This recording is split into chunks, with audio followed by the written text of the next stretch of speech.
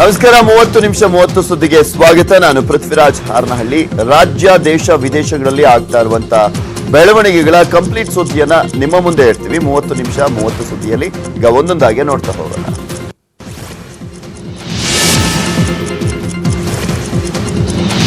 ಇಂದಿನಿಂದ ವಿಧಾನಮಂಡಲದ ಜಂಟಿ ಅಧಿವೇಶನ ಆರಂಭವಾಗಿದೆ. ಸರ್ಕಾರವನ್ನ ಇಕ್ಕಟ್ಟಿಗೆ ಸಿಲುಕಿಸೋಕೆ ವಿರೋಧ ಪಕ್ಷಗಳು ರೆಡಿಯಾಗಿವೆ. ಬಿಜೆಪಿ ಸರ್ಕಾರ ಅಧಿಕಾರಕ್ಕೆ ಬಂದ ನಂತರ ಮೊದಲ ಉಭಯ ಸದನಗಳ ಜಂಟಿ ಅಧಿವೇಶನ ನಡೀತಾ ಇದೆ. ಎರಡು ಸದನಗಳನ್ನ ಉದ್ದೇಶಿಸಿ ರಾಜ್ಯಪಾಲರು 11 ಗಂಟೆಗೆ ಭಾಷಣವನ್ನ ಮಾಡಲಿದ್ದಾರೆ. ಇನ್ನು ಸರ್ಕಾರದ ಕೆಲ ಕ್ರಮಗಳನ್ನ ಖಂಡಿಸಿ ಇಕ್ಕಟ್ಟಿಗೆ ಸಿಲುಕಿಸೋಕೆ ವಿಪಕ್ಷಗಳು ಕೂಡ ಸಜ್ಜಾಗಿವೆ. ಫೆಬ್ರವರಿ 21ರವರೆಗೆ ಮಾರ್ಚ್ 31ರವರೆಗೆ ಅಧಿವೇಶನ ನಡೆಯಲಿರುವಂತದ್ದು. ಅಧಿವೇಶನಕ್ಕೆ 3 ಪಕ್ಷಗಳು ಸಜ್ಜಾಗಿವೆ. ಬೆಂಗಳೂರಿನ ಖಾಸಗಿ ಹೋಟೆಲ್ನಲ್ಲಿ ಕರೆಯಲಾಗಿದ್ದಂತ ಕಾಂಗ್ರೆಸ್ ಶಾಸಕಾಂಗ ಪಕ್ಷದ ಸಭೆಯನ್ನ ಸರ್ಕಾರವನ್ನ ತರಾಟೆಗೆ ತೆಗೆದುಕೊಳ್ಳುವ ಬಗ್ಗೆ ಚರ್ಚೆ ಕೂಡ ನಡೆದಿದೆ. ಕಾಂಗ್ರೆಸ್ ಸಭೆಯಲ್ಲಿ ಸಿದ್ದರಾಮಯ್ಯ ಡಿಕೆಶಿ ನಡುವೆ ಮಾತಿನ ಚಕಮಕಿ ನಡೆದಿದೆ. ಕಾಂಗ್ರೆಸ್ ಪರಿಷತ್ ಅಭ್ಯರ್ಥಿ ಆಯ್ಕೆ ವಿಚಾರದಲ್ಲಿ ಜಟಾಪಟಿ ನಡೆದಿದೆ. ನಿನ್ನೆ ಸಿದ್ದು ನಿವಾಸದಲ್ಲಿ ನಡೆದಂತ ಹಿರಿಯರ ಸಭೆಯಲ್ಲಿ ಮಾತಿನ ಚಕಮಕಿ ನಡೆದಿದೆ. ರಾಷ್ಟ್ರೀಯ ಪಕ್ಷವಾಗಿ ಅಭ್ಯರ್ಥಿ ಹಾಕ್ತಿದ್ರೆ ಕೆಟ್ಟ ಸಂದೇಶ ಹೋಗುತ್ತೆ ಅಂತ ಡಿಕೆಶಿ ಕಿಡಿಕಾರಿದ್ರೆ, ಪರಿಷತ್ ಅಭ್ಯರ್ಥಿಗೆ ಸಪೋರ್ಟ್ ಮಾಡದಿದ್ದಕ್ಕೆ ಅಸಮಾಧಾನವನ್ನ ಹೊರಹಾಕಿದ್ದಾರೆ. ಸಂಖ್ಯಾಬಲ ಕೊರತೆಯಿಂದ ಕಣಕ್ಕಿಳಿಸಲಿಲ್ಲ ಅಷ್ಟೇ, ಮುಜುಗರ ಆಗೋದು ಬೇಡ ಅಂತ ಈ ಕ್ರಮ ಅಂತ ಸಿದ್ದರಾಮಯ್ಯನವರು ಹೇಳಿದ್ದಾರೆ ಅಂತ ಹೇಳಲಾಗಿದೆ.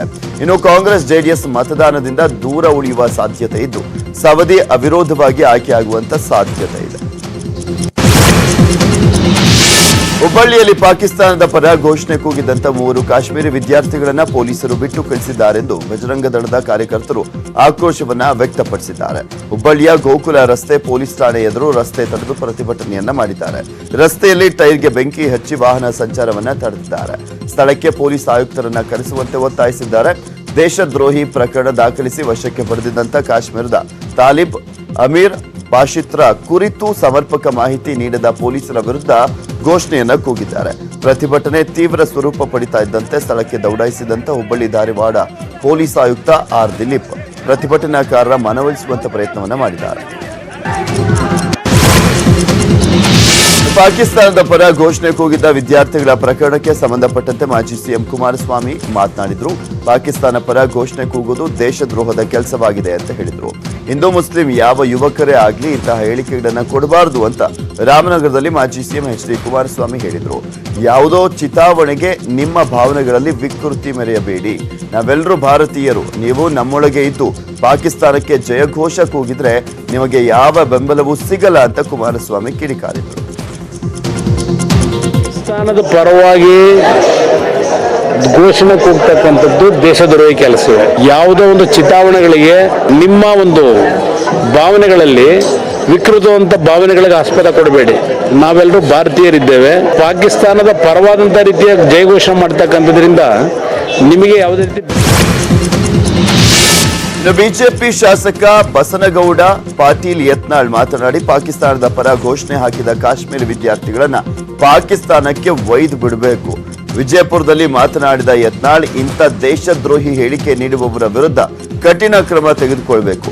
ಪಾಕಿಸ್ತಾನ ಪರ ಘೋಷಣೆ ಕೂಗುವವರನ್ನ ಪಾಕಿಸ್ತಾನ ಬಾರ್ಡರ್ನಲ್ಲಿ ಬಿಡಬೇಕು. ಇಲ್ಲಿ ಗಾಳಿ ಅನ್ನ ಶಿಕ್ಷಣ ಪಡೆದು ಪಾಕ್ ಪರ ಘೋಷಣೆ ಕೂಗುವವರಿಗೆ ಎಲ್ಲಾ ಸೌಲಭ್ಯ ಹಿಂಪಡೆಯಬೇಕು.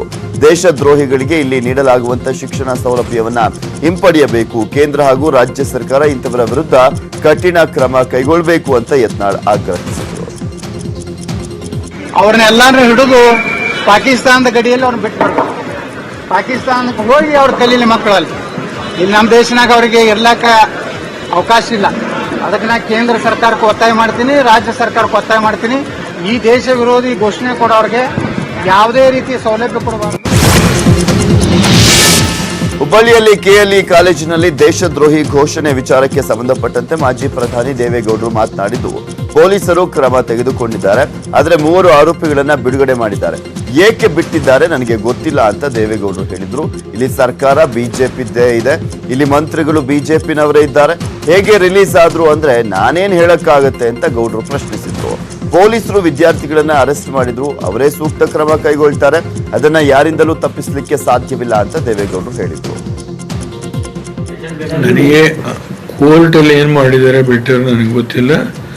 ಸರ್ಕಾರ ಬಿಜೆಪಿದೇ ಇರೋದು, ಇಲ್ಲಿ ಮಂತ್ರಿಗಳು ಕೇಂದ್ರದವರು ಬಿಜೆಪಿನವರಿದ್ದಾರೆ.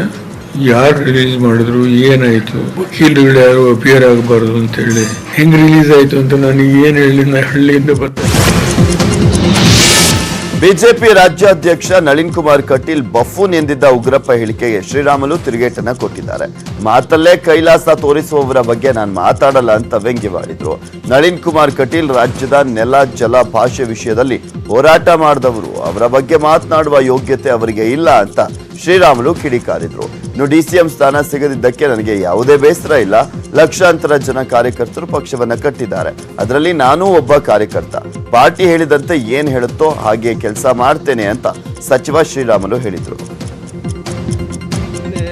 ಅವ್ರ ಮಾತುಗಳಲ್ಲಿ ಕೈಲಾಸ ನೋಡಿಸ ಅಂತ ವ್ಯಕ್ತಿಗಳು ನಾನು ಉತ್ತರ ಕೊಡೋದು ಬೇಕಲ್ಲ. ನಮ್ಮ ಪಕ್ಷದ ರಾಜ್ಯಾಧ್ಯಕ್ಷರಿದ್ದಾರ, ಅವ್ರು ಎಲ್ಲ ರೀತಿಯಲ್ಲಿ ಕೂಡ ಈ ನಾಡಿನಲ್ಲಿದ್ದಂಥ ಜಲ, ಭಾಷೆ, ಗಡಿ ವಿಚಾರ ಬಂದಂಥ ಟೈಮಲ್ಲಿ ಅನೇಕ ಹೋರಾಟಗಳು ಮಾಡಿದಂಥ ನಮ್ಮ ಅಧ್ಯಕ್ಷರಾದಂಥ ಮಾತಾಡಂಥ ನೈತಿಕತೆ ಯಾರಿಗೆ?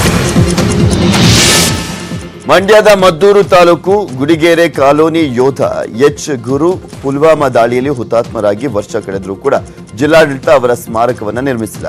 ಕೂಡಲೇ ಸ್ಮಾರಕ ನಿರ್ಮಿಸಬೇಕು ಅಂತ ಒತ್ತಾಯಿಸಿ ಬಿಜೆಪಿಯ ಹಿರಿಯ ಮುಖಂಡ ಎಸ್.ಎಂ. ಕೃಷ್ಣ ಮುಖ್ಯಮಂತ್ರಿ ಬಿ.ಎಸ್. ಯಡಿಯೂರಪ್ಪ ಅವರಿಗೆ ಪತ್ರವನ್ನು ಬರೆದಿದ್ದಾರೆ. ದೇಶದ ಅತ್ಯಂತ ಘೋರ ಭಯೋತ್ಪಾದನಾ ದಾಳಿಯಲ್ಲಿ ಮಡಿದಂತ ವೀರ ಯೋಧರಿಗಾಗಿ ಇಡೀ ದೇಶ ಮಿಡಿದಿತ್ತು. ವೀರ ಮರಣವನ್ನ ಅಪ್ಪಿದಂತ ಕರ್ನಾಟಕದ ಯೋಧ ಎಚ್ ಗುರು ಸ್ಮಾರಕ ನಿರ್ಮಿಸದೆ ಇರೋದು ಖಂಡನೀಯ. ಆಡಳಿತ ವರ್ಗದ ನಿರ್ಲಕ್ಷ್ಯ ಸಾರ್ವಜನಿಕರ ಅವಕೃಪೆಗೆ ಒಳಗಾಗಿದೆ ಅಂತ ಪತ್ರದಲ್ಲಿ ಅಸಮಾಧಾನವನ್ನು ವ್ಯಕ್ತಪಡಿಸಿದ್ದಾರೆ. ಎಸ್.ಎಂ. ಕೃಷ್ಣ ಪತ್ರ ಬರೆದಂತ ಹಿನ್ನೆಲೆಯಲ್ಲಿ ಸಿಎಂ ಯಡಿಯೂರಪ್ಪ ಸ್ಮಾರಕ ನಿರ್ಮಾಣ ಸಂಬಂಧ ವರದಿ ನೀಡುವಂತೆ ಮಂಡ್ಯ ಜಿಲ್ಲಾಡಳಿತಕ್ಕೆ ಆದೇಶವನ್ನ ನೀಡಿದ್ದಾರೆ. ಸಿಎಂ ಆದೇಶದ ಮೇರೆಗೆ ಹುತಾತ್ಮ ಯೋಧ ಗುರು ಮನೆಗೆ ಮಂಡ್ಯ ಎಸಿ ಸೂರಜ್ ಭೇಟಿಯನ್ನ ನೀಡಿದ್ರು. ಆದಷ್ಟು ಬೇಗ ಮೇಲಧಿಕಾರಿಗಳಿಗೆ ವರದಿಯನ್ನ ಕಳಿಸಿ ಸ್ಮಾರಕ ನಿರ್ಮಿಸಿಕೊಡುವಂತ ಭರವಸೆಯನ್ನ ಅಧಿಕಾರಿಗಳು ನೀಡಿದ್ದಾರೆ.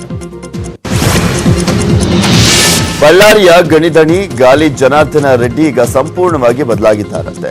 ಯಾದಗಿರಿ ತಾಲೂಕಿನ ಹೆಡಗಿ ಮುದ್ರಾ ಗ್ರಾಮದ ಶಾಂತ ಶಿವಯೋಗಿ ಜಾತ್ರಾ ಮಹೋತ್ಸವದಲ್ಲಿ ಜನಾರ್ದನ ರೆಡ್ಡಿ ಭಾಗಿಯಾಗಿದ್ರು. ಈ ವೇಳೆ ಮಾತನಾಡಿದ ಜನಾರ್ದನ ರೆಡ್ಡಿ, ನನಗೆ ಮೊದಲಿನಿಂದಲೂ ಕೂಡ ಆಧ್ಯಾತ್ಮದ ಕಡೆ ಒಲವು ಇತ್ತು, ಆದರೆ ಅದನ್ನ ತೋರಿಸಿಕೊಳ್ಳುವ ಅವಶ್ಯಕತೆ ಇರಲಿಲ್ಲ. ಇಂತಹ ಧಾರ್ಮಿಕ ಕಾರ್ಯಕ್ರಮಗಳಲ್ಲಿ ಭಾಗವಹಿಸಿದ್ರಿಂದ ಮನಃಶಾಂತಿ ಸಿಗುತ್ತೆ. ನಾನು ಸಂತೋಷವಾಗಿದ್ದೀನಿ. ಪ್ರತಿಯೊಬ್ಬರಲ್ಲಿ ಕೂಡ ಬದಲಾವಣೆ ಬರಲೇಬೇಕು ಅಂತ ಹೇಳಿದ್ರು. ಅಲ್ಲದೆ ಮತ್ತೆ ರಾಜಕೀಯಕ್ಕೆ ಬರುವ ಬಗ್ಗೆ ಮಾತನಾಡಿದಂತ ರೆಡ್ಡಿ, ಎಲ್ಲದಕ್ಕೂ ಕಾಲ ಕೂಡಿ ಬರಬೇಕು, ಕಾಲ ಕೂಡಿ ಬಂದಾಗ ಅದಕ್ಕೆ ಅರ್ಥ ಬರುತ್ತೆ ಅಂತ ಹೇಳಿದ್ರು. ಶ್ರೀರಾಮುಲುಗೆ ಡಿಸಿಎಂ ಸ್ಥಾನ ನೀಡುವ ವಿಚಾರಕ್ಕೆ ರೆಡ್ಡಿ ಪ್ರತಿಕ್ರಿಯೆ ಕೊಟ್ಟಿದ್ದು, ಪಕ್ಷದ ವರಿಷ್ಠರು ಸೂಕ್ತ ಸಮಯದಲ್ಲಿ ಶ್ರೀರಾಮುಲುಗೆ ಸೂಕ್ತ ಸ್ಥಾನಮಾನವನ್ನ ನೀಡ್ತಾರೆ ಅಂತ ವಿಶ್ವಾಸವನ್ನು ವ್ಯಕ್ತಪಡಿಸಿದರು.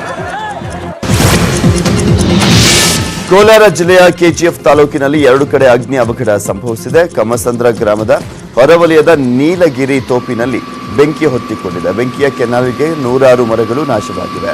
ಬಳಿಕ ಸ್ಥಳಕ್ಕೆ ದೌಡಾಯಿಸಿದಂತ ಅಗ್ನಿಶಾಮಕ ದಳ ಸಿಬ್ಬಂದಿ ಬೆಂಕಿಯನ್ನ ನಂದಿಸಿ ಪಕ್ಕದ ತೋಟಗಳಿಗೆ ಬೆಂಕಿ ವ್ಯಾಪಿಸುವುದನ್ನು ತಪ್ಪಿಸಿದ್ರು. ಇತ್ತ ಕೆಜಿಎಫ್ ನಗರದ ಇರುದ್ಯಾಪುರಂ ಬಡಾವಣೆಯಲ್ಲಿ ಸ್ಕಾಟ್ಸ್ ಗಾರ್ಮೆಂಟ್ಸ್ ಫ್ಯಾಕ್ಟರಿ ಗೋದಾಮಿನಲ್ಲಿ ಆಕಸ್ಮಿಕ ಬೆಂಕಿ ಕಾಣಿಸಿಕೊಂಡಿತ್ತು. ಗೋದಾಮಿನಲ್ಲಿದ್ದಂಥ ಬಟ್ಟೆ ಸೇರಿದಂತೆ 3 ಕಂಪ್ಯೂಟರ್ ಸಂಪೂರ್ಣ ಸುಟ್ಟು ಭಸ್ಮವಾಗಿದೆ. ಕಲೆಕ್ಷನ್ ವಿಚಾರಕ್ಕೆ ಮಂಗಳಮುಖಿಯರು ಬಡಿದಾಡಿಕೊಂಡಿದ್ದಾರೆ. ಬೆಂಗಳೂರಿನ ಹುಳಿಮಾವು ಠಾಣೆ ವ್ಯಾಪ್ತಿಯಲ್ಲಿ ಅಕ್ಷಯ ನಗರದಲ್ಲಿ ಘಟನೆ ನಡೆದಿದೆ. ನಡು ರಸ್ತೆಯಲ್ಲೇ ಮಂಗಳಮುಖಿಯರು ಕೈ ಮಿಲಾಯಿಸಿದ್ದಾರೆ. ಕೋನಪ್ಪನ ಅಗ್ರಹಾರ ಮತ್ತು ಬೇಗೂರು ಮೂಲದ 2 ಮಂಗಳಮುಖಿಯರ ಗ್ಯಾಂಗ್ಗಳ ನಡುವೆ ಈ ರೀತಿಯಾದಂಥ ಗಲಾಟೆಯಾಗಿದೆ. ಕುಮಾರಿ ಎಂಬ ಮಂಗಳಮುಖಿ ಮೇಲೆ ಹಲ್ಲೆ ಮಾಡಲಾಗಿದೆ. ರಾಧಾ ಮತ್ತು ಕುಮಾರಿ ಅನ್ನೋ ಮಂಗಳಮುಖಿಯರು ಗ್ಯಾಂಗ್ ಇದಾಗಿದ್ದು, ಕೋನಪ್ಪನ ಅಗ್ರಹಾರದಿಂದ ಕಲೆಕ್ಷನ್ಗೆ ಕೆಲ ಮಂಗಳಮುಖಿಯರು ಬಂದಿದ್ದಾರೆ. ಇದರಿಂದ ನಮ್ಮ ಜಾಗಕ್ಕೆ ಯಾಕೆ ಬಂದಿದ್ದೀರಿ ಅಂತ ಪ್ರಶ್ನಿಸಿದೆ ಕುಮಾರಿ ಗ್ಯಾಂಗ್. ಇದರಿಂದ ಕೋಪಗೊಂಡ ಕೋನಪ್ಪನ ಅಗ್ರಹಾರ ಭಾಗದ ಮಂಗಳಮುಖಿಯರು ಕುಮಾರಿ ಗ್ಯಾಂಗ್ ಮೇಲೆ ಹಲ್ಲೆಯನ್ನ ಮಾಡಿದ್ದಾರೆ.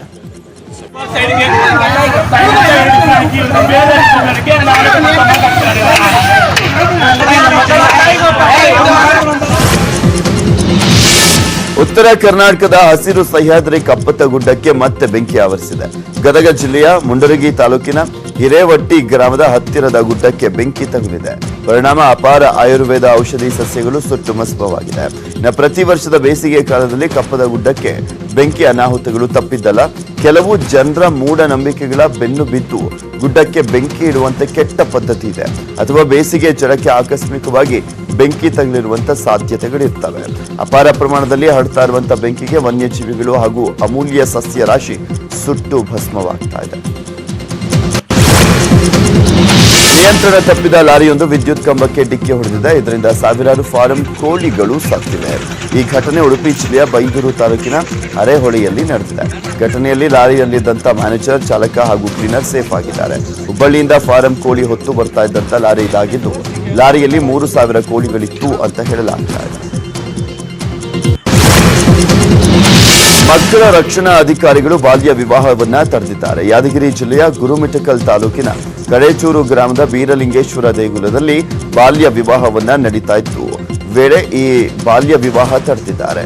32 ವರ್ಷದ ಹನುಮಂತನ ಜೊತೆ ಬಾಲಕಿಯ ವಿವಾಹ ನಡೀತಾ ಇತ್ತು. ಖಚಿತ ಮಾಹಿತಿ ಮೇರೆಗೆ ಜಿಲ್ಲಾ ಮಕ್ಕಳ ರಕ್ಷಣಾ ಅಧಿಕಾರಿ ಗೋವಿಂದ ರಾಠೋಡ ಹಾಗೂ ಪೊಲೀಸ್ ಸಿಬ್ಬಂದಿಗಳು ದಾಳಿಯನ್ನ ಮಾಡಿ ಬಾಲ್ಯ ವಿವಾಹವನ್ನ ತಡೆದು ಬಾಲಕಿಯನ್ನ ರಕ್ಷಣೆ ಮಾಡಿದ್ದಾರೆ. ಬಾಗಲಕೋಟೆ ಜಿಲ್ಲೆ ಐತಿಹಾಸಿಕ ಬಾದಾಮಿ ಪಟ್ಟಣದ ಹೋಟೆಲ್ ಒಂದರಲ್ಲಿ ಸಾರ್ವಜನಿಕವಾಗಿ ವಿದೇಶಿ ಪ್ರವಾಸಿಗರು ಹಾಡಹಗಲೇ ಅಂದರ್ ಬಾಹರ್ ವಾಡಿರುವಂತಹ ಘಟನೆ ನಡೆದಿದೆ. ಇಂಗ್ಲೆಂಡ್ ಮೂಲದವರು ಅಂತ ಹೇಳಲಾಗ್ತಾ ಇರುವಂತಹ ಓರ್ವ ಮಹಿಳೆ ಸೇರಿದಂತೆ 3 ವಿದೇಶಿ ಪ್ರವಾಸಿಗರು ಮಧ್ಯಾಹ್ನ ಹೋಟೆಲ್ನಲ್ಲಿ ಊಟ ಸವಿದ ಬಳಿಕ ಖುಷಿಯಾಗಿ ಅಂದರ್ ಬಾಹರ್ ಆಡಿದ್ದಾರೆ. ಸಾರ್ವಜನಿಕ ಸ್ಥಳದಲ್ಲೇ ಈ ರೀತಿ ಹಾಡಹಗಲೇ ಸ್ಪೀಟ್ ಆಡಿರೋದು ಎಷ್ಟರ ಮಟ್ಟಿಗೆ ಸರಿ ಎಂಬ ಮಾತುಗಳು ಕೇಳಿ ಬರ್ತಾ ಇದೆ. ಇನ್ನು ಹೋಟೆಲ್ನಲ್ಲಿ ಗ್ರಾಹಕರ ಮಧ್ಯೆ ಸ್ಪೀಟ್ ಎಲೆ ಹಾಕ್ತಾ ಜ್ಯೂಸ್ ಕುಡಿದು ಎಂಜಾಯ್ ಮಾಡಿದ್ದು ಇತರೆ ಗ್ರಾಹಕರಿಗೂ ಕೂಡ ಇರಿಸು ಮುರಿಸು ಉಂಟಾಗಿದೆ. ಗರ್ಭಿಣಿಯೊಬ್ಬರು ಅನಾಥೇಟ್ ಆಂಬ್ಯುಲೆನ್ಸ್ನಲ್ಲಿಯೇ ಗಂಡು ಮಗುವಿಗೆ ಜನ್ಮ ನೀಡಿದಂತ ಘಟನೆ ವಿಜಯಪುರ ಜಿಲ್ಲೆಯ ನಿಡಗುಂದಿ ತಾಲೂಕಿನ ಮಾರಡಗಿ ತಾಂಡ ಬಳಿ ನಡೆದಿದೆ. ಗೀತಾ ಸುಭಾಷ ಲಮಾಣಿ ಎಂಬ ಮಹಿಳೆ ಆಂಬ್ಯುಲೆನ್ಸ್ನಲ್ಲಿ ಗಂಡು ಮಗುವಿಗೆ ಜನ್ಮವನ್ನ ನೀಡಿದ್ದಾಳೆ. ಹೆರಿಗೆ ನೋವು ಕಾಣಿಸಿಕೊಂಡ ಹಿನ್ನೆಲೆಯಲ್ಲಿ ಗೀತಾ ಸುಭಾಷ್ ಲಮಾಣಿಯನ್ನ ಹೆರಿಗೆಗಾಗಿ 108 ಆಂಬ್ಯುಲೆನ್ಸ್ನಲ್ಲಿ ಆಸ್ಪತ್ರೆಗೆ ಕರೆತರಲಾಗ್ತಾ ಇತ್ತು. ಮಾರ್ಗ ಮಧ್ಯೆನೇ ಹೆರಿಗೆ ನೋವು ಹೆಚ್ಚಾಗಿ ಮಹಿಳೆ ಆಂಬ್ಯುಲೆನ್ಸ್ನಲ್ಲಿಯೇ ಹೆರಿಗೆಯಾಗಿದೆ. ಹೆರಿಗೆ ಬಳಿಕ ತಾಯಿ ಮಗುವನ್ನ ನಿಡಗುಂದಿ ಸರ್ಕಾರಿ ಆಸ್ಪತ್ರೆಗೆ ದಾಖಲು ಮಾಡಲಾಗಿದ್ದು, ತಾಯಿ ಮಗು ಆರೋಗ್ಯದಿಂದ ಇದ್ದಾರೆ ಅಂತ ವೈದ್ಯರು ಹೇಳ್ತಾರೆ. ಕಂಬಳದ ಉಸೇನ್ ಬೋಲ್ಟ್ ಖ್ಯಾತಿಯ ಕಂಬಳ ಕೋಣಗಳ ಓಟಗಾರ ವಿಜಾರು ಅಶ್ವತ್ಥಪುರ ಶ್ರೀನಿವಾಸ ಗೌಡ ಮತ್ತೆ ಚಿನ್ನದ ಬೇಟೆಯನ್ನು ಮುಂದುವರೆಸಿದ್ದಾರೆ. ವೇಣೂರಿನ ಪೆರ್ಮುಡದಲ್ಲಿ ನಡೆದಂತ ಸೂರ್ಯ ಚಂದ್ರ ಜೋಡುಕೆರೆ ಕಂಬಳದಲ್ಲಿ 3 ವಿಭಾಗದಲ್ಲಿ ಶ್ರೀನಿವಾಸ್ ಗೌಡ ಚಿನ್ನದ ಪದಕವನ್ನು ಗಳಿಸಿದ್ದಾರೆ. ಹಗ್ಗ ಕಿರಿಯ ನೇಗಿಲು ಹಿರಿಯ ನೇಗಿಲು ಕಿರಿಯ ವಿಭಾಗದಲ್ಲಿ ಪ್ರಥಮ ಬಹುಮಾನವನ್ನು ಗಳಿಸಿದ್ದಾರೆ. ಇದು ವಿಶೇಷ ಆಹ್ವಾನದ ಮೇರೆಗೆ ಸಿಎಂ ಯಡಿಯೂರಪ್ಪ ಅವರನ್ನ ಶ್ರೀನಿವಾಸ್ ಗೌಡ ಭೇಟಿಯಾಗಲಿದ್ದಾರೆ. ಈ ವೇಳೆ ಸಿಎಂರಿಂದ ಸನ್ಮಾನವನ್ನ ಸ್ವೀಕರಿಸಲಿದ್ದಾರೆ. ಬಾಲ್ಯ ವಿವಾಹಕ್ಕೆ ಮಹಿಳಾ ಮತ್ತು ಮಕ್ಕಳ ಅಭಿವೃದ್ಧಿ ಇಲಾಖೆ ಅಧಿಕಾರಿಗಳು ಬ್ರೇಕ್ ಹಾಕಿದ್ದಾರೆ. ಬಾಗಲಕೋಟೆ ಜಿಲ್ಲೆ ಬನಹಟ್ಟಿ ತಾಲೂಕಿನ ಜಗದಾಳ ಗ್ರಾಮದಲ್ಲಿ ಅಪ್ರಾಪ್ತ ಬಾಲಕಿಯ ವಿವಾಹವನ್ನ ಮಾಡಲಿಕ್ಕೆ ಮುಂದಾಗಿದ್ರು. ಅಧಿಕಾರಿಗಳು ದಾಳಿ ಮಾಡಿ ವಧುವಿನ ದಾಖಲಾತಿ ಪರಿಶೀಲಿಸಿದಾಗ ಬಾಲ್ಯ ವಿವಾಹ ಅಂತ ಕಂಡು ಬಂದಿದೆ. ಅಧಿಕಾರಿಗಳು ಬಾಲಕಿಯನ್ನ ರಕ್ಷಿಸಿ ಬಾಲಮಂದಿರಕ್ಕೆ ಕರೆದೊಯ್ಯಲಿಕ್ಕೆ ಮುಂದಾದಾಗ ಕುಟುಂಬಸ್ಥರು ಬಾಲಕಿಯನ್ನ ಕರೆದುಕೊಂಡು ಹೋಗಬೇಡಿ, ಬಾಲ್ಯ ವಿವಾಹ ಮಾಡ್ತಿರೋದು ತಪ್ಪಾಗಿದೆ ಅಂತ ಹೇಳಿದ್ದಾರೆ. ಒಂದು ವೇಳೆ ಮದುವೆ ಮಾಡಿದ್ರೆ ಬಾಲ್ಯ ವಿವಾಹ ನಿಷೇಧ ಕಾಯ್ದೆ ಪ್ರಕಾರ ಕ್ರಮ ಕೈಗೊಳ್ಳಲಾಗುತ್ತೆ ಅಂತ ಪೋಷಕರಿಗೆ ಅಧಿಕಾರಿಗಳು ಎಚ್ಚರಿಸಿದ್ದಾರೆ. ಬೈಕ್ನಿಂದ ಬಿದ್ದು ಯುವಕನ ಕೈಗೆ ಫ್ರಾಕ್ಚರ್ ಆಗಿತ್ತು. ಮೊಣಕೈ ಭಾಗದಲ್ಲಿ ಮೂಳೆ ಮುರಿದಿದ್ದರಿಂದ ಶಸ್ತ್ರಚಿಕಿತ್ಸೆ ಮಾಡಿ ಯಥಾಸ್ಥಿತಿಗೆ ತರಲಾಗಿತ್ತು. ಆದರೆ ವೈದ್ಯರ ಟ್ರೀಟ್ಮೆಂಟ್ ಹಾಗೂ ಕಳಪೆ ಶಸ್ತ್ರಚಿಕಿತ್ಸೆಯಿಂದ ವಾಸಿಂ ಪಾಷಾ ಅನ್ನೋರ ಬದುಕನ್ನೇ ನರಕ ಮಾಡಿಕೊಂಡಿದ್ದಾರೆ. ಸುಕೃತ ಆಸ್ಪತ್ರೆ ವೈದ್ಯ ಡಾಕ್ಟರ್ ಶ್ರೀನಿವಾಸ್ ಸರ್ಜರಿಯನ್ನ ಮಾಡಿದ್ರು. ಆದರೆ ವಾಸಿಂ ಕೈನಲ್ಲಿ ಪದೇ ಪದೇ ರಕ್ತಸ್ರಾವ ಆಗ್ತಾ ಇದೆ. ವೈದ್ಯರನ್ನ ಹೋಗಿ ಕೇಳಿದ್ರೆ ಇಲ್ಲಿ ವಾಸಿ ಮಾಡೋಕೆ ಸಾಧ್ಯವೇ ಇಲ್ಲ, ಬೇರೆ ಕಡೆ ಹೋಗಿ ಬೇಕಾದ್ರೆ ಟ್ರೀಟ್ಮೆಂಟ್ ತಗೋ, ನಾನೇ 5 ಲಕ್ಷ ಹಣವನ್ನ ಕೊಡ್ತೀನಿ ಅಂತ ವೈದ್ಯರು ಹೇಳ್ತಾರಂತೆ. ಸಾವಿನ ಹೊಂಡದಲ್ಲಿ 6 ಗಂಟೆ ಒದ್ದಾಡಿ ಕೊನೆಗೂ ಮೃತ್ಯುಂಜಯನಾಗಿ ರೋಹಿತ್ ಕಾರ್ವಿ ಬದುಕಿ ಬಂದಿದ್ದಾನೆ. ಉಡುಪಿ ಜಿಲ್ಲೆಯ ಬೈಂದೂರು ತಾಲೂಕಿನ ಮರವಂತೆಯಲ್ಲಿ ಈ ಒಂದು ಘಟನೆ ನಡೆದಿದೆ. ಬೋರ್ವೆಲ್ ಪಕ್ಕದ ಮಣ್ಣು ಕುಸಿದಿತ್ತು. ಕೆಲಸ ಮಾಡ್ತಾ ಇದ್ದಂತ ರೋಹಿತ್ ಕಾರ್ವಿ 15 ಅಡಿ ಆಳಕ್ಕೆ ಜಾರಿ ಬಿದ್ದಿದ್ದ. ತಕ್ಷಣ ಅಗ್ನಿಶಾಮಕ ದಳ ಹಾಗೂ ಆರೋಗ್ಯ ಇಲಾಖೆಗೆ ಮಾಹಿತಿಯನ್ನು ನೀಡಿದ್ರು. ಸ್ಥಳ ದೌಡಾಯಿಸಿದಂತ ಅಗ್ನಿಶಾಮಕ ದಳದ ಸಿಬ್ಬಂದಿ ಸತತ 6 ಗಂಟೆಗಳ ಕಾರ್ಯಾಚರಣೆ ಬಳಿಕ ರೋಹಿತ್ ಜೀವಂತವಾಗಿ ಮೇಲಕ್ಕೆತ್ತಿದ್ದಾರೆ. ಸಾವು ಬದುಕಿನ ನಡುವೆ ಹೋರಾಟ ಮಾಡಿದಂತ ರೋಹಿತ್ ಕಾರ್ವಿ ಸಾವುಗೆದ್ದ ವೀರನಾಗಿ ಹೊರಬಂದಿದ್ದಾನೆ. ಸರ್ಕಾರ ರಚನೆಯಾದ ಬಳಿಕ ಬೆಳಗಾವಿ ಗಡಿ ವಿಚಾರದಲ್ಲಿ ಶಿವಸೇನೆ ಸುಮ್ಮನೆ ಮೂಗು ತೂರಿಸ್ತಾ ಇದೆ. ಇದಕ್ಕೆ ಮತ್ತಷ್ಟು ಬಲ ತುಂಬಲಿಕ್ಕೆ ಮಹಾರಾಷ್ಟ್ರ ಸರ್ಕಾರ ಮುಂದಾಗಿದೆ. ಗಡಿ ಭಾಗದಲ್ಲಿ ಮರಾಠಿ ಸಂಘ ಸಂಸ್ಥೆಗಳು, ವಾಚನಾಲಯ, ಶಾಲೆಗಳ ಅಭಿವೃದ್ಧಿಗೆ 20 ಕೋಟಿ ಹಣವನ್ನು ನೀಡಲಿಕ್ಕೆ ಮಹಾರಾಷ್ಟ್ರ ನಿರ್ಧರಿಸಿದೆಯಂತೆ. ಇದರಿಂದ ಬೆಳಗಾವಿಯಲ್ಲಿ ಮತ್ತೆ ಎಂಇಎಸ್ ಸಂಘಟನೆ ಮತ್ತಷ್ಟು ಪ್ರಬಲವಾಗಿದೆ. ಮಹಾರಾಷ್ಟ್ರ ಸರ್ಕಾರದ ನಿರ್ಧಾರವನ್ನ ಕನ್ನಡ ಪರ ಹೋರಾಟಗಾರರು ತೀವ್ರವಾಗಿ ಖಂಡಿಸಿದ್ದಾರೆ. ಇನ್ನು ರಾಜ್ಯ ಸರ್ಕಾರ ಬೆಳಗಾವಿ ಗಡಿ ವಿಚಾರದಲ್ಲಿ ಅಷ್ಟು ಆಸಕ್ತಿಯನ್ನ ತೋರಿಸ್ತಾ ಇಲ್ಲ. ಮಹಾರಾಷ್ಟ್ರದಲ್ಲಿ ಬೆಳಗಾವಿ ಗಡಿ ವಿಚಾರವನ್ನ ವಿಚಾರವನ್ನ ಮುಂದಿಟ್ಟುಕೊಂಡು ಶಿವಸೇನೆ ಮರಾಠಿಗರನ್ನ ಭಾವನಾತ್ಮಕವಾಗಿ ಸೆಳೆಯಲಿಕ್ಕೆ ಮುಂದಾಗಿದೆ. ಇನ್ನಾದರೂ ಸರ್ಕಾರ ಎಚ್ಚೆತ್ತು ಈ ಬಗ್ಗೆ ಸೂಕ್ತ ನಿರ್ಧಾರ ಕೈಗೊಳ್ಳಬೇಕಾಗಿದೆ. ಪಕ್ಷದಿಂದ ಸ್ಪರ್ಧೆ ಮಾಡಿ ಆಯ್ಕೆಯಾದಂತ ಜನಪ್ರತಿನಿಧಿಗಳು ಜೋಡೆತ್ತುಗಳ ರೀತಿಯಲ್ಲಿ ಕಾರ್ಯನಿರ್ವಹಿಸಬೇಕು ಅಂತ ಬಿಜೆಪಿ ರಾಷ್ಟ್ರೀಯ ಸಂಘಟನಾ ಪ್ರಧಾನ ಕಾರ್ಯದರ್ಶಿ ಸಂತೋಷ್ ಹೇಳಿದ್ದಾರೆ. ಜಿಲ್ಲಾ ಬಿಜೆಪಿ ಕಾರ್ಯಾಲಯದಲ್ಲಿ ಜಿಲ್ಲಾ ಪ್ರಮುಖರ ಸಭೆ ಉದ್ಘಾಟಿಸಿದರು. ಬಳಿಕ ಮಾತನಾಡಿದಂತ ಬಿಎಲ್ ಸಂತೋಷ್, ಪಕ್ಷ ಮತ್ತು ಜನಪ್ರತಿನಿಧಿಗಳು ಒಂದೇ ಬಂಡಿಯ ಜೋಡೆತ್ತು ಇದ್ದಾಗೆ. ಮುಂಬರುವ ವಿಧಾನಸಭೆ ಚುನಾವಣೆಗಳ ಸಂದರ್ಭದಲ್ಲಿ ಈಗಿನ ಪಕ್ಷದ ತಂಡಗಳು ಇರಲಿದೆಯೋ ಅಥವಾ ಬೇರೆ ತಂಡ ಬರಲಿದೆಯೋ ಗೊತ್ತಿಲ್ಲ. ಎಲ್ಲರೂ ಜೊತೆ ಸೇರ್ಕೊಂಡು ನಾವು ಚುನಾವಣೆ ಎದುರಿಸಬೇಕಾಗಿದೆ, ಪಕ್ಷ ಸಂಘಟನೆ ಮಾಡಬೇಕಾಗಿದೆ ಅಂತ ಬಿಎಲ್ ಸಂತೋಷ್ ಹೇಳಿದರು. ದೆಹಲಿಯಲ್ಲಿ 3ನೇ ಬಾರಿಗೆ ಮುಖ್ಯಮಂತ್ರಿಯಾಗಿ ನಿನ್ನೆ ಅರವಿಂದ್ ಕೇಜ್ರಿವಾಲ್ ಅಧಿಕಾರವನ್ನು ಸ್ವೀಕರಿಸಿದ್ದಾರೆ. ಮತ್ತೆ ಅಭಿವೃದ್ಧಿ ಮಂತ್ರದಲ್ಲಿ ಅಧಿಕಾರ ಸ್ವೀಕರಿಸಿದಂತ ಸಿಎಂ ಕೇಜ್ರಿವಾಲ್ ವೇದಿಕೆ ಮೇಲೆ ಪ್ರಧಾನಿ ನರೇಂದ್ರ ಮೋದಿಗೆ ಆಹ್ವಾನವನ್ನು ನೀಡಿದ್ದ ಬಗ್ಗೆ ತಿಳಿಸಿದರು. ಪ್ರಧಾನಿ ಮೋದಿ ಕೇಜ್ರಿವಾಲ್ ಪ್ರಮಾಣ ವಚನ ಸಮಾರಂಭಕ್ಕೆ ಆಗಮಿಸಿರಲಿಲ್ಲ. ನಂತರ ಪ್ರಧಾನಿ ಮೋದಿ ಕೇಜ್ರಿವಾಲ್ಗೆ ಟ್ವಿಟರ್ ಮೂಲಕ ಶುಭಾಶಯವನ್ನ ತಿಳಿಸಿದರು. ಇದಕ್ಕೆ ರೀಟ್ವೀಟ್ ಮಾಡಿ ದೆಹಲಿ ಸಿಎಂ ಕೇಜ್ರಿವಾಲ್ ಧನ್ಯವಾದವನ್ನ ತಿಳಿಸಿ ಎಲ್ಲರೂ ರಾಷ್ಟ್ರ ರಾಜಧಾನಿ ಅಭಿವೃದ್ಧಿಗೆ ಕೈ ಜೋಡಿಸೋಣ ಅಂತ ಸಂದೇಶವನ್ನ ರವಾನಿಸಿದ್ದಾರೆ. ಜಮ್ಮು ಕಾಶ್ಮೀರ ವಿಚಾರದಲ್ಲಿ ಮಧ್ಯಸ್ಥಿಕೆಯನ್ನು ವಹಿಸಲಿಕ್ಕೆ ವಿಶ್ವಸಂಸ್ಥೆಯ ಪ್ರಧಾನ ಕಾರ್ಯದರ್ಶಿ ಆಂಟೋನಿಯಾ ಗುಟೆರೆಸ್ ಸಿದ್ಧ ಅಂತ ಹೇಳಿದ್ರು. ಆದರೆ ವಿಶ್ವಸಂಸ್ಥೆ ಪ್ರಸ್ತಾಪವನ್ನು ಭಾರತ ತಿರಸ್ಕರಿಸಿದೆ. ಗುಟೆರೆಸ್ ಹೇಳಿಕೆಗೆ ಭಾರತದ ವಿದೇಶಾಂಗ ವ್ಯವಹಾರಗಳ ಸಚಿವಾಲಯದ ವಕ್ತಾರ ರವೀಶ್ ಕುಮಾರ್ ಟಾಂಗನ ಕೊಟ್ಟಿದ್ದಾರೆ. ಭಾರತದ ನಿಲುವು ಬದಲಾಗಿಲ್ಲ, ಜಮ್ಮು ಮತ್ತು ಕಾಶ್ಮೀರ ಭಾರತದ ಅವಿಭಾಜ್ಯ ಅಂಗವಾಗಿದೆ ಅಂತ ತಿರುಗೇಟನ ಕೊಟ್ಟಿದ್ದಾರೆ.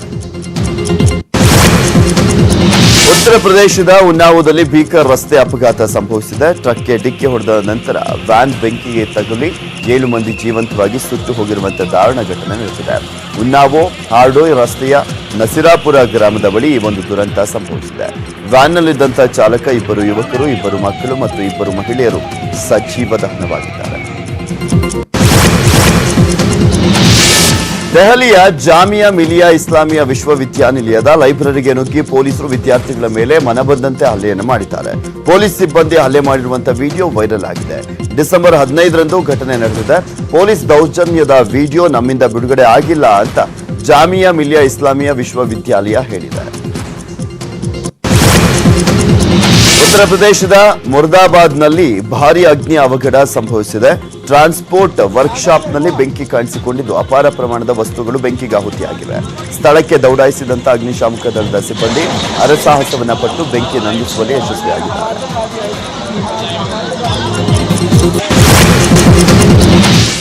ಇದು ಇವತ್ತಿನ 30 ನಿಮಿಷ 30 ಸುದ್ದಿ. ಮತ್ತೆ ನಿಮ್ಮ ಮುಂದೆ 8 ಗಂಟೆಯ 3 ಬಿಗ್ ಬ್ರೇಕಿಂಗ್ ನ್ಯೂಸ್ ನಲ್ಲಿ ಹಾಜರಾಗ್ತೀನಿ. ನೋಡ್ತಾರೆ ನ್ಯೂಸ್ 18 ಕನ್ನಡ. ಜಾಲ ನಮ್ಮದು, ಬಲ ನಿಮ್ಮದು.